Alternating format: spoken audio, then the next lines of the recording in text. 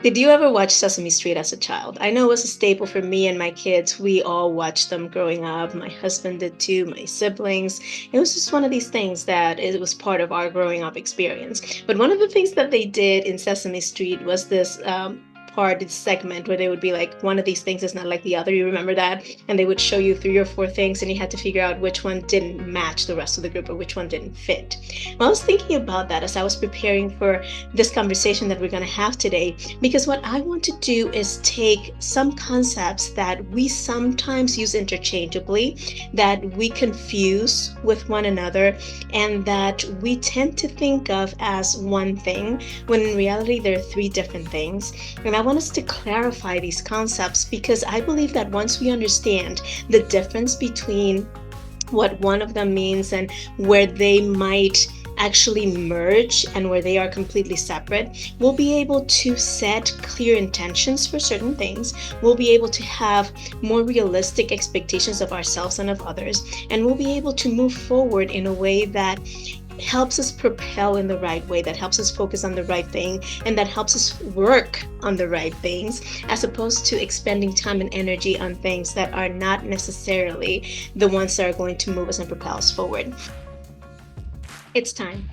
It is your time to get that thing done. Yeah, that thing. That thing that you've been dreaming about, that thing that you've been thinking about, but that you are unsure on how to get started, or you've been going back and forth. It's time to bring that movement to life. It's time to start that business. It's time to get your relationships in order. It's time to elevate your life so that you can live a fulfilled life at your highest and best. Hi, I'm Marcia Amaro, educator, podcaster, keynote speaker, and your coach. I'm here to support you. I'm here to bring you the tools and the strategies to go from idea to execution and to finally stop dreaming and start doing. Are you ready? Are you ready to see the life that you've been dreaming about? That fulfilled, satisfied, loving, caring, meaningful life that you know you're meant to have? Then stick around and invite your friends to join us here on Sincerely Speaking. So, one of the reasons why I want to start this new approach to Sincerely Speaking with these concepts is because people confuse them. People are not really sure on them. But one of them in particular is the cause for a lot of analysis paralysis on the people I talk with, right? So, I've mentioned this before and I will mention it again. One of the key questions that I get asked all the time is, how can I be more confident? How can I have more self confidence to do the things that I want to do? And a lot of people have been programmed to think that if they have enough self confidence, then the execution will come. That if they have enough self confidence, then all these other pieces will fall into place and they'll be able to boldly go and do the things that they get to do. Well, I have found that that is not really the case. And we've talked about this before, and we will kind of hint at it today, but that's not the focus for today. But that is one of the concepts that I want us to clarify and think about, because once we understand that self confidence is not really the the starting point, right? It is a result, it's not a starting point. And once we understand what it really is, and these other two concepts that I'm going to uh, place side by side alongside self-confidence, then it will be abundantly clear where our starting point gets to be and what we get to do moving forward. All right, so the three concepts that I want us to look at and think about are self-worth, self-confidence, and self-leadership. Now, I talk about self-leadership all the time, but a lot of people are a little confused about what it means, so we're going to save that one for last. But I want to start with self-worth and self-confidence, and I want to pin those side by side specifically because a lot of people use them almost interchangeably, right? Like your self-worth and your self-confidence are the same thing. Or you can talk about self-worth and self-confidence and mention the same tools and the same strategies, or focus on the same things to elevate both of them. And while both of them can result from some actions that are similar, or some actions that touch on both ends of both self-worth and self-confidence, they are not the same. And that's where I want to start.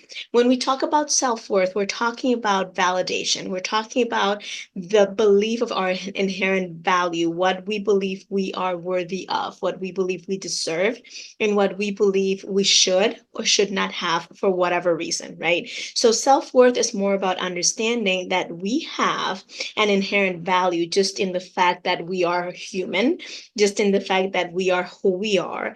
And just in being the person that we were created to be, there's a value that is attached to the fact that we are on this planet, that we have something to bring, that we have experiences and knowledge and understandings, and just the essence of who we are that is unlike anybody else. And so we all have an inherent value, but self-worth is our ability to perceive that inherent value and live in accordance to it. Right? I will say that again. Self-worth is our ability to perceive that inherent value and live in accordance to it. So a lot of the times when we stop ourselves from doing something, when we start getting into self-sabotage, when we start getting into doubting and backsliding, so to speak, or taking one step forward and three steps back and struggling with moving forward, a lot of the time, the issue that we're having is an issue of self-worth, where we don't see ourselves as deserving of or as worthy of whatever it is that we're working towards. In fact, a lot of times when you see people achieve great things and then suddenly they fall back and they suddenly go back to their initial stage, or they stop making forward progress and they plateau, or they self-sabotage in such a way that they retreat back to their previous selves, like the person that got out of addiction and went back into it, the person that lost a lot of weight and gained it all back, the person that made a lot of money and lost it all, right? Many, many, many times, I would say 99.9% of the time, there is an underlying issue of not understanding their self-worth, or assigning, attributing to themselves a self-worth that is well below their actual inherent value and the things that they deserve and that they're capable of, right? So I often talk about the thermostat versus the thermometer. The thermometer just gauges the temperature in the environment, right? The thermostat sets the temperature. And we all have an internal thermostat, and we all have the capacity to turn into thermometers. And I'll explain what I mean by that. When we turn into thermometers, that means we're letting the circumstances, the environment, and the surrounding determine how we see ourselves, how we act, and how we perceive what we can and cannot do, right? So very often, sorry, especially when we are in a group of peers, or when we're with our family at certain ages, right? Or when we fall prey to or buy into a certain label or a certain expectation that society has of where we should be or what we should be doing, we're operating more on the thermometer side than on the thermostat side, because we're allowing the outside circumstances and people outside of us to determine how we feel, what we do, how we act, and how we see ourselves in terms of our value, right? When we operate from a thermostat level, then we are setting that temperature very often, yes, in response to the outside, but we understand that we have the capacity to move it up or move it down. The problem with the thermostat is that most of us get comfortable at a certain thermostat setting. And so we operate from that thermostat setting. Let's say that ideally we want to get to 80 degrees. Not that I like the heat, but just for this for this particular analogy, let's say that we want to get to 80 degrees, but our thermostat, our internal thermostat, is set at 75. Well, we might do some very intense things to move it up to 80, but sooner or later, if we don't reset the thermostat, what's going to happen? The AC is going to kick in and we're going to go back down to 70. Now, if we go 75, if we go below and if we go to 70 for whatever reason, the heater's going to kick on and we're going to get to 75, right? So we will do whatever we need to do to stay in that thermostat setting that we're comfortable with.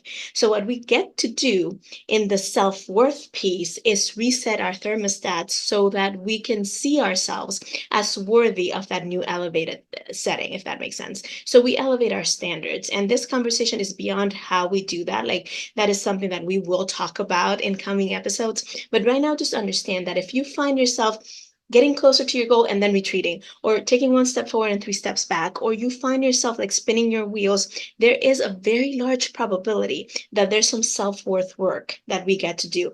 Not meaning that you are always putting yourself down, not meaning that you don't love yourself, simply that you have a certain thermostat setting that needs to be reworked and reset so that you can elevate it to the value and the deservedness that you have right now. All right.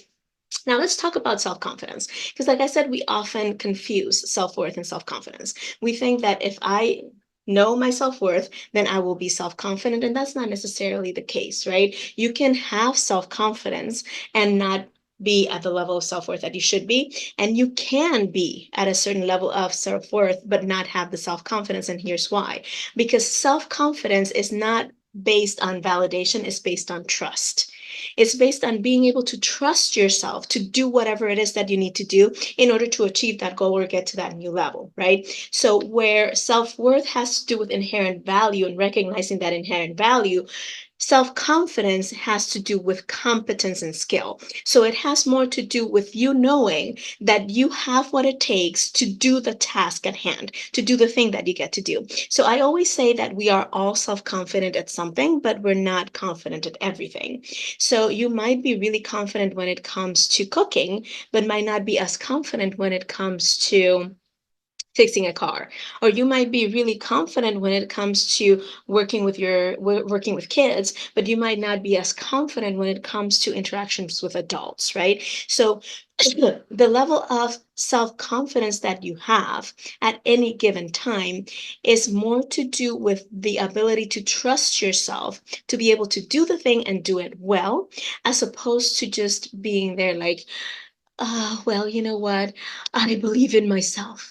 I believe I can do it. That's more self-worth, right? And that belief, that drive, that willpower, or that motivation that you might conjure at any given time to take the first step is not self-confidence. That's courage, right? And courage is a conversation for a different time. So you could have potentially self-worth, and you could potentially have high self-confidence and still not do the thing because you lack the courage. And we'll talk more about that in a minute. But when it comes to self-confidence, you experience it and you have it as a result of having elevated your skill set and your competence in any given area.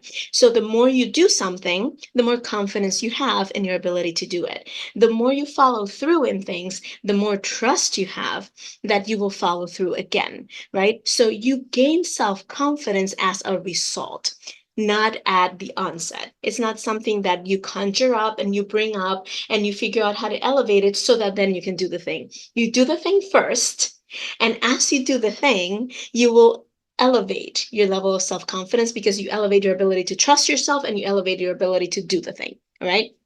Now, let's talk about self leadership.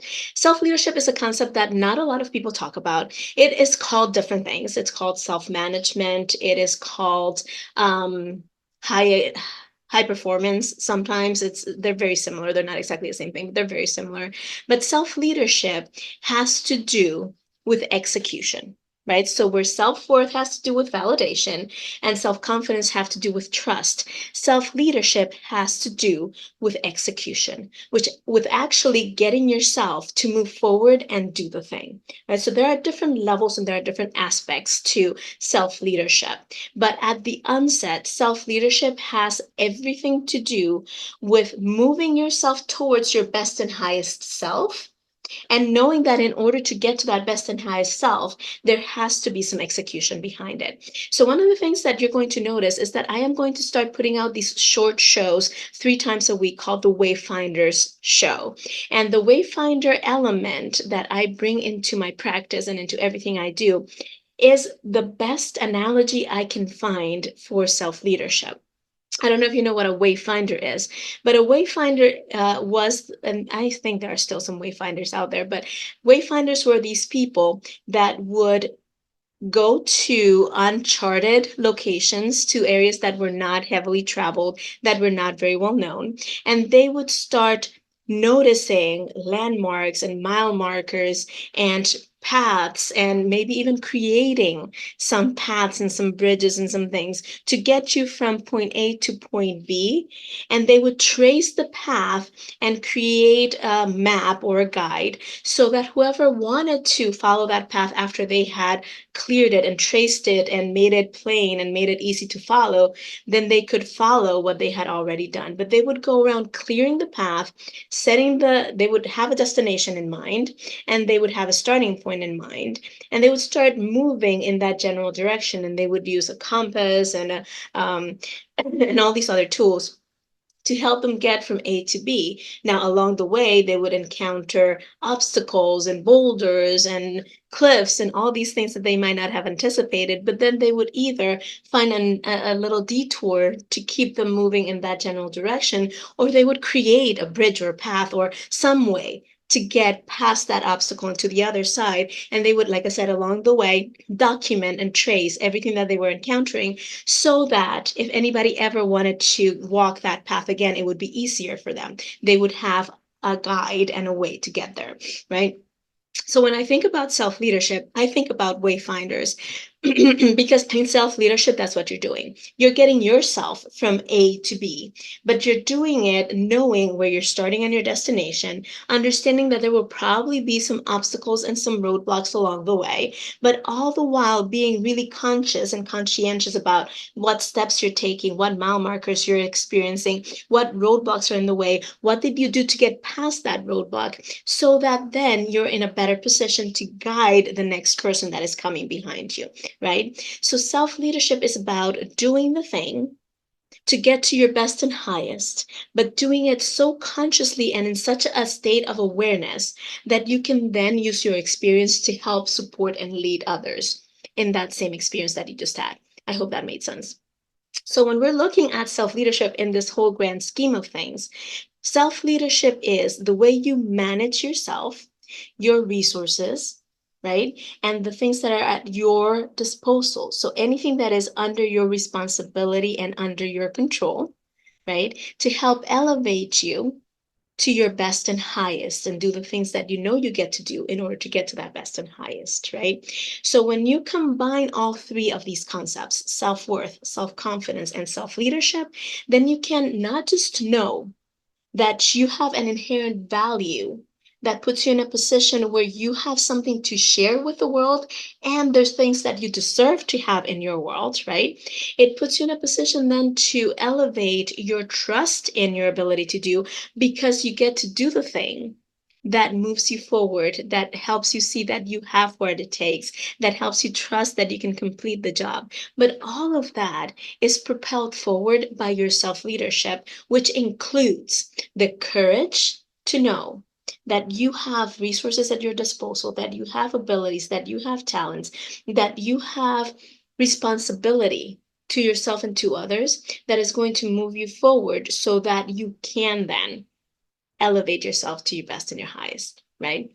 So, as we move forward in the coming weeks and in the coming episodes, and in this shift that I'm making, and the smaller episodes in the Wayfinder show, and all these other things that we're going to be doing here inside this channel and inside Sincerely Speaking, I wanted to understand that we are going to be tackling pieces of all three of these concepts, and that eventually, as we continue to implement and as we continue to put new markers on the ground and set new mile markers and set new signposts and understand the direction in which we get to go, start moving some obstacles around the out of the way and start setting some new paths, we're going to continually elevate our self-confidence, which will lead to us understanding our self-worth a little bit better, which will lead to us bringing into the world that thing that you were meant to bring and that I was meant to bring, and that is going to propel us forward and move us faster. All right. So just to recap,